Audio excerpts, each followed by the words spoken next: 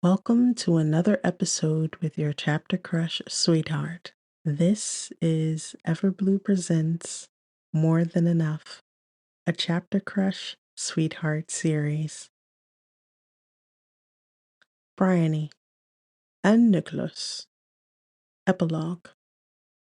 A wedding and a funeral. 5 months later.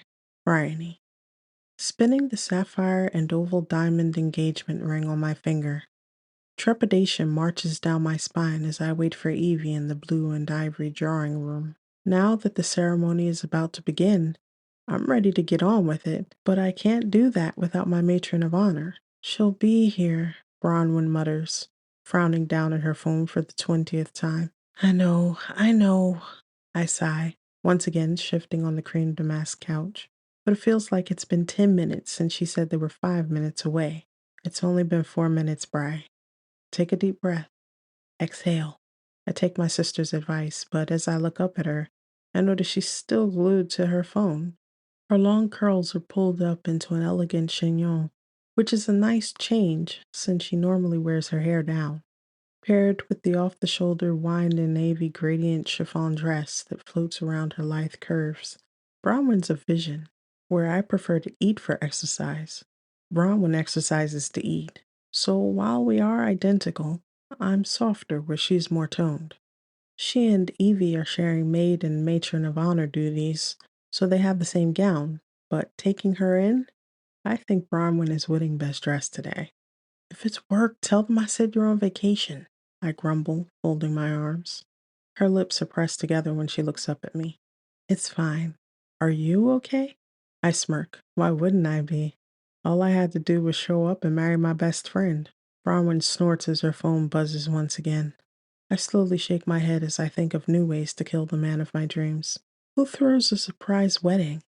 For the bride. If I wasn't absolutely sure that I am in love with the man, I'd certainly think it's a shotgun wedding. Does it count as an arranged marriage if the wedding is planned with your assistance but without your knowledge? It's one thing for Nick not to tell me about it when we finally sorted out our feelings. Fine. That could be excused because it does sound slightly unhinged when taken out of context. But what about the night before he left for New Zealand? When he rented out the rooftop restaurant in Midtown and decorated the place in fresh flowers to propose? That would have been a fine time. Maybe after his pretty speech. You have my heart, Bryony. It's always been yours. Marry me, please. Spend the rest of your life with me, and we'll figure everything else out. The schedules, the trucks, our children, if you'll bear them for me. When he slid the ring on, a simple, by the way, love, we're getting married in March, would have sufficed. I probably would have heard him over the sound of my blubbering. Probably. Or any of the late nights we spent talking through video calls, not counting the week I took off in December to spend with him in New Zealand, or the week he flew back in January to spend with me in London as we worked out the logistics for Night's launch in September. But to show up for a fancy party at the manor house of a Bakewell country estate, which could have guest starred in any number of Pride and Prejudice adaptations, with a mere week's notice that you're getting married? Well, I'm still thawing from the shock. Yet, as the time ticks closer to 3 p.m., I'm thoroughly warming to the idea of walking out of here as Nick's wife.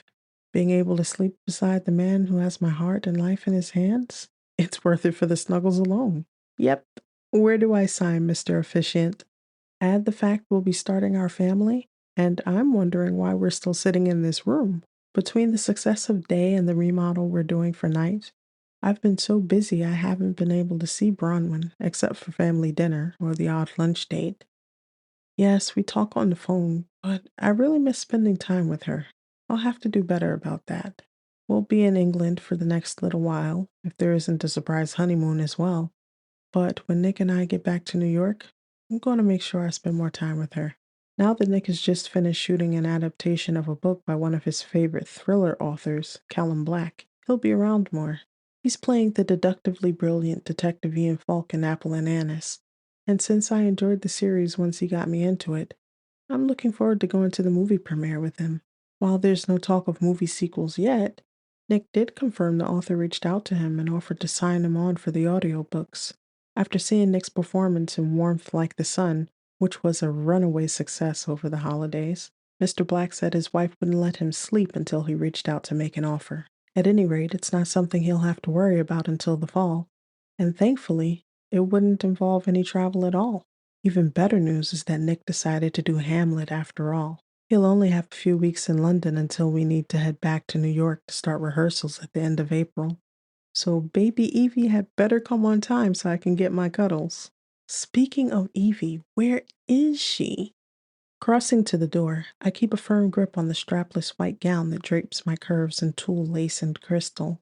Thankfully, it's light, but there's no need in tripping and killing myself. Not when I'm this close to marrying the love of my life. With my strappy white heels clicking on the parquet floors, I peek out of the door. Arching my neck to see down the hallway lined with massive portraits, I let out an impatient sigh just as Evie comes huffing around the corner. When she catches sight of me, she squeals, causing me to squeal in return. After nearly collapsing in laughter as Bronwyn and I try to hug over her enormous belly, I pull up a chair and help her sit. You're gorgeous, darlings. I can't believe it's really here, Evie exclaims, squealing with Bronwyn. I squint at them. Were y'all colluding behind my back as well? Bronwyn chuckles. Did you think Mom and Dad would come with zero incentive? Even if the trip was paid for, you know them. It would take a destination wedding to get them out of Brooklyn. You're so right, I say dumbfounded. I did think they agreed too easily, but still, my eyes widen. And you? When did you ever take off from work? Yet you've been here 2 weeks already and plan to stick around until after Evie gives birth. My voice trails off as I feel the blood drain from my face. Did you lose your job, Win? Bronwyn holds up a hand as she comes to place her arms around me. No, I didn't lose my job. I just have some vacation time and perspective, that's all. Evie snorts, her cute new bangs shaking with her movements. Oh, is that what we're calling it now? Don't make me laugh, Win. You know I can't control my bladder. Bronwyn has always been the chill one. She serenely floats from room to room and never causes any trouble. So I'm as surprised as I am baffled when she shoots Evie the dirtiest look I've ever seen. And that's saying a lot because I shared a room with her for 21 years. Evie snickers in return, and as my eyes bounce between the two of them, I feel like I'm missing something. What's going on? Bronwyn shifts from side to side. Nothing that can't wait until after the wedding. I frown. Well, at least give me a preview. Bronwyn heaves a sigh, likely knowing I'll worry about it until she tells me. I'm just thinking of a change. I'll be here interviewing for a few companies for the next 3 weeks, and Evie and Jean are graciously allowing me to stay with them until I get on my feet. I reel back in shock as Evie shifts to her side with a finger up. Free childcare, remember? Bronwyn snorts. Yeah, I got it. But that's great news, Win. Your job has been taking advantage of you for years. I'm so glad you're finally putting yourself first. And Nick and I will be here at least 6 months out of the year. This is so exciting. Bronwyn smiles, but it's more of a grimace as it doesn't quite reach her eyes. Before I can say anything, there's a knock on the door. Alfie steps in with our permission, looking dapper in his navy suit and wine-colored ascot. He and Eugene are going to escort Bronwyn and Evie respectively, but I can tell his mind is on the arrangements and not the moment. Relax, Alf, I say, crossing the room to give him a hug. You've done a beautiful job. You have no idea how grateful for you Nick and I are. His dark features twist into a scowl as he looks down at me. Is this supposed to be gratitude? I don't know if I like it. That man just laid the juiciest kiss on my cheek and told me to fetch his wife. Bronwyn, Evie, and I crack up at the look of disgust on his face as he asks if we're ready. It takes us 2 minutes to recover, and another minute to fix makeup before we are indeed ready. You're beautiful, Bri, Alfie says, holding the door open with a watery smile. Thanks, Alf. I kiss his cheek as I walk past him, and as I step into the corridor with my lily bouquet, I spin around to wink at my little entourage with a grin. Let's go get 'em. Nicholas. Ladies and gentlemen, Mr. and Mrs. Nicholas and Bryony Bancroft, the efficient loudly declares. Gazing down at Bryony's radiant smile makes my heart joyfully skip a beat, and as our families erupt in thunderous applause, only one thought blares at me. Bryony's really mine. After months of sitting on the phone through tears and laughter, sharing our annoyances, sadness, and joy, as surely as I belong to her, she also belongs to me. That thought fills me with so much wonder that I happily pull her in for another kiss. All right, boss, save some of it for the honeymoon, Alfie distantly calls out to laughter and cheers. I can hear my nephews losing their minds with the rest of the family, but I'm only able to break away when Bryony laughs against my lips. Where is that honeymoon again? She whispers, raising a brow. Exactly where you wanted, my life. We're going home.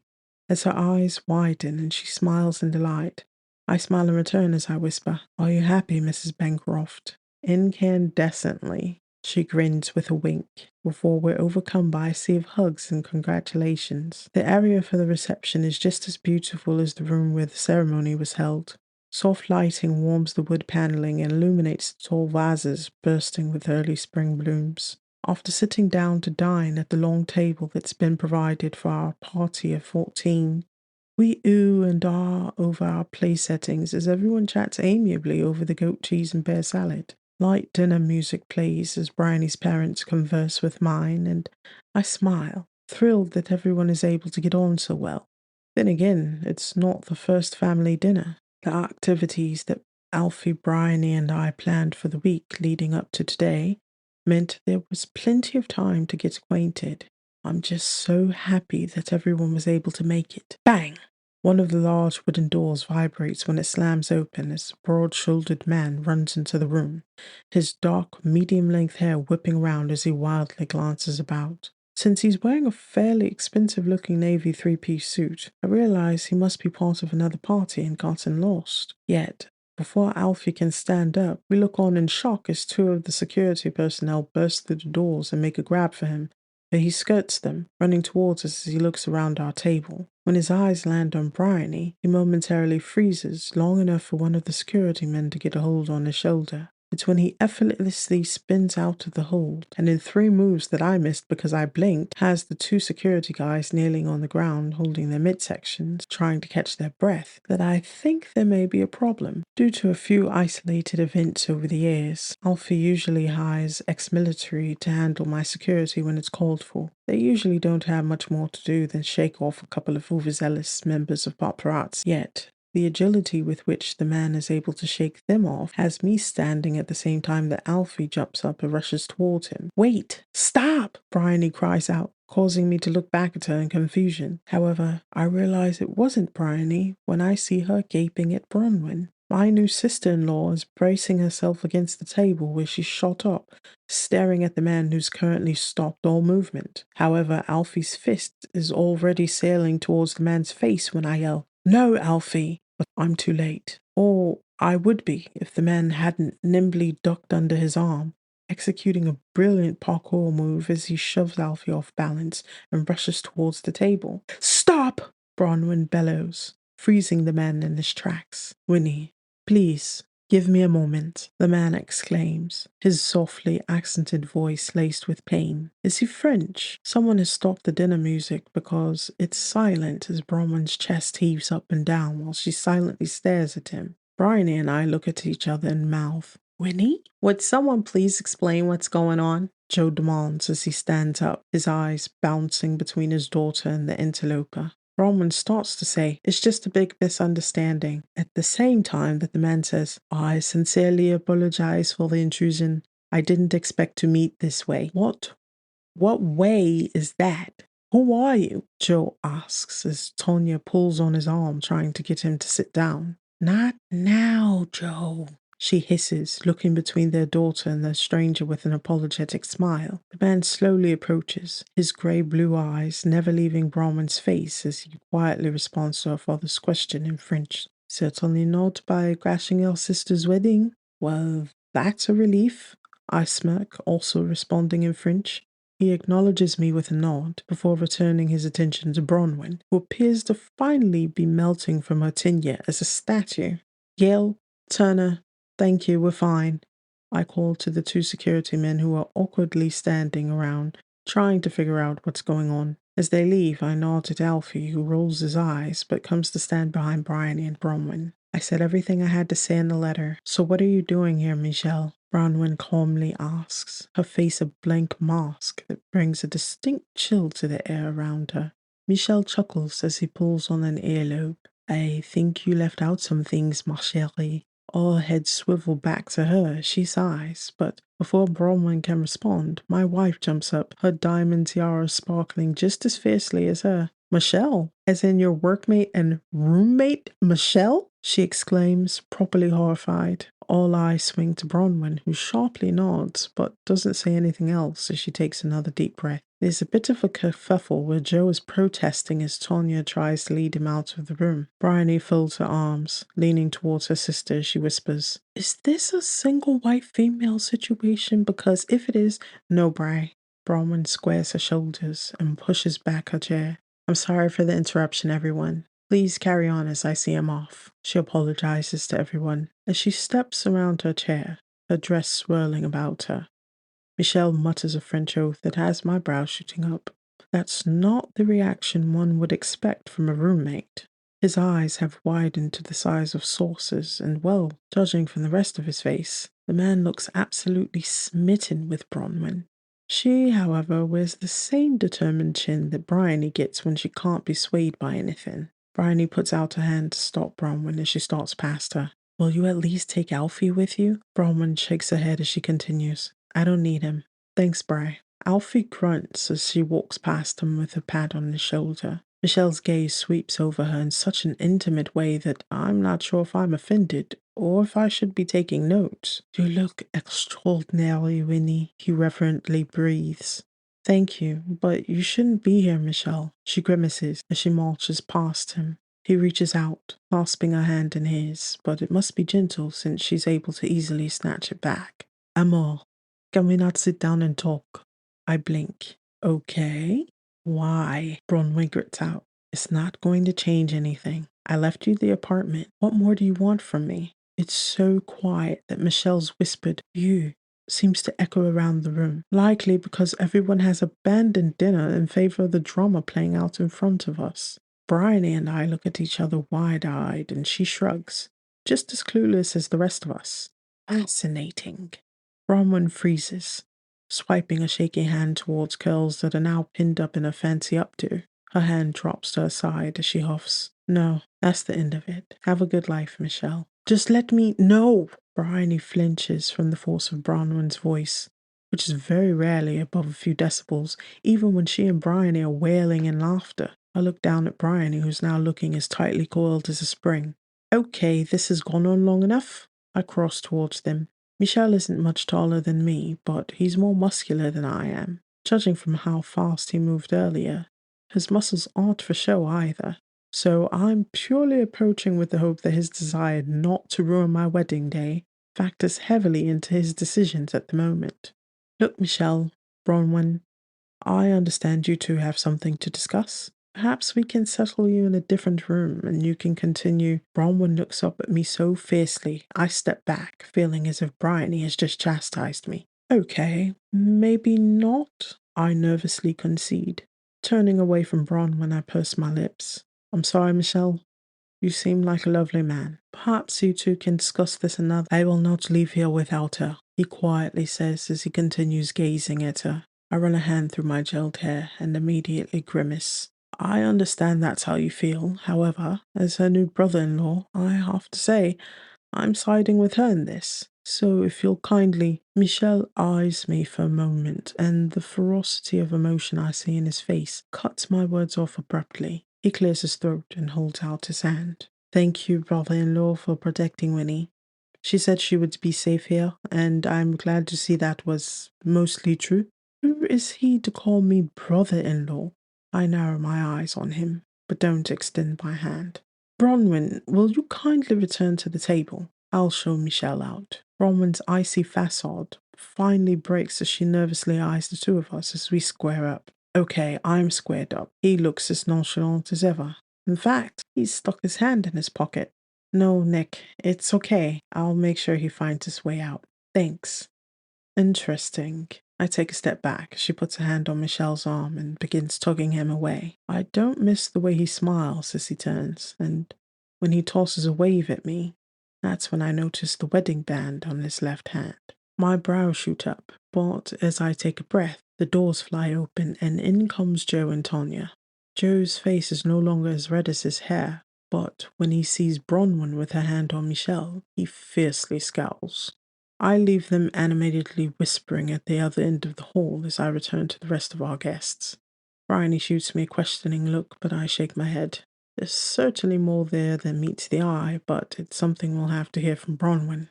Sorry about that, everyone. Would it be possible to restart the music? I turn to Alfie, who nods. I'm sure everyone's food is cold, but maybe we'll be able to enjoy a less dramatic ending. What? Joe bellows from the other end of the room. As all heads turn to look over at the little group huddled together, I chuckle and resume my chair beside my wife. My guess is there's going to be a huge story to tell our 10 children. I lean in to whisper. Bryony looks up at me with alarm, but her voice is dripping with amusement when she whispers, "For an old man, you sound really positive about that number, Mr. Bancroft." I smile in response as I drape an arm over her shoulder and pull her in close, loving the feel of the soft skin at her neck. I may not know the final number, I concede, my lips against her ear. But I do know practice makes perfect, and I really want to make sure we're perfect. So prepare yourself for lots and lots of practice, Mrs. Bancroft. I plan to savor every moment. Bryony's cheeks redden, but she grins up at me, her hand on my knee. My, the student has become my papa, a young voice cries out. Bryony and I turn to see a spectacled young blonde girl of about 5 or 6 years come barreling into the room. She's dressed in a fur-lined cream skirt and coat set, her little stockinged legs carrying her as fast as they can as a harried-looking older woman comes huffing into the room behind her. The woman is quite red in the face, but seems to dissolve in relief as she sees Michelle. "I'm sorry, Mr. Renard. She got away from me." His daughter runs towards him, but as her watery eyes catch sight of Bronwyn, the brightest smile lights her face and she changes trajectory. "Mama! Papa didn't say you'd be here," the little girl cries as she launches herself at Bronwyn, who catches her with a sob. "Oh, Dorian, my sweet girl, I've missed you so much," Bronwyn exclaims as the girl begins wailing. We can hear the tears in Bronwyn's voice from here, and my brows shoot up as my suspicions are confirmed. Bronwyn and Michelle are married, and he has a daughter, but no one is more shocked than my wife. "Are you all right, my love?" I venture. However, Bryony's already on her feet and storming around the table towards the little group, her face a mask of indignation. "I'm going to guess there was a lot more going on than the rent," she calls, charging towards them, her dress billowing behind her. I smile. My life has certainly become a lot more interesting. End of chapter.